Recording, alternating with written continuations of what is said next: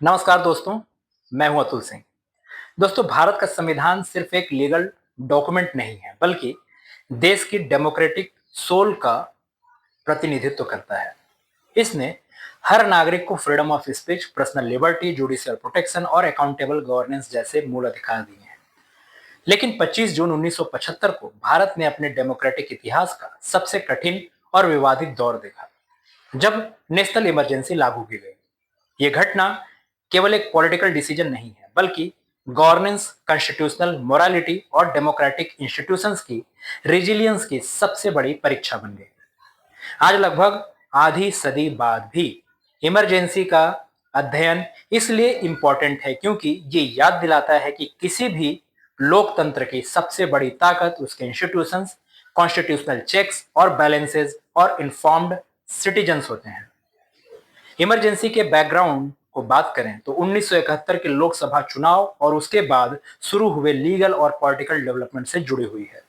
Allahabad high court ने 12 जून 1975 को चुनावी अनियमितताओं के मामले में उस समय की प्रधानमंत्री इंदिरा गांधी के चुनाव को निरस्त कर दिया और उन्हें 6 वर्ष के लिए चुनाव लड़ने से अयोग्य ठहरा दिया। इसके बाद सुप्रीम कोर्ट ने इंटरिम रिलीफ तो दी, लेकिन पूरी राहत नहीं मिली। इसी दौरान जयप्रकाश नारायण के नेतृत्व में चल रहा जन आंदोलन और पॉलिटिकल प्रेशर भी तेजी से बढ़ रहा था। 25 जून 1975 की रात को राष्ट्रपति के घोषणा पत्र के माध्यम से देश में इमरजेंसी लागू कर दी गई, जिसका आधार इंटरनल डिस्टर्बेंस बताया गया। इमरजेंसी लागू होते ही भारत के कॉन्स्टिट्यूशनल फ्रेमवर्क में कई इंपॉर्टेंट बदलाव देखने को मिले। प्रेस सेंसरशिप लागू हुई, अपोजिशन के कई बड़े नेता गिरफ्तार किए गए और maintenance of internal security act यानी MISA के तहत हजारों लोगों को प्रिवेंटिव डिटेंशन में रखा गया। फंडामेंटल राइट्स, विशेषकर स्पीच और पर्सनल लिबर्टी से जुड़े अधिकार प्रभावित हुए। जुडिशरी की भूमिका, एग्जीक्यूटिव अकाउंटेबिलिटी और इंस्टीट्यूशनल इंडिपेंडेंस पर भी गंभीर प्रश्न उठाए गए। इसी दौर को कई कॉन्स्टिट्यूशनल स्कॉलर्स भारत के डेमोक्रेटिक इवोल्यूशन का सबसे चैलेंजिंग फेज मानते हैं, क्योंकि इसने इंस्टीट्यूशंस की ऑटोनॉमी और कॉन्स्टिट्यूशनल सेफगार्ड्स की सीमाओं को सामने ला दिया। इमरजेंसी का प्रभाव केवल राजनीति तक सीमित नहीं था। Media, civil society, students, trade unions और इंटेलेक्चुअल डिस्कोर्स पर भी इसका गहरा असर पड़ा। जब पब्लिक डिबेट और डिसेंट की स्पेस सीमित हो जाती है, तब गवर्नेंस और अकाउंटेबिलिटी दोनों प्रभावित होते हैं।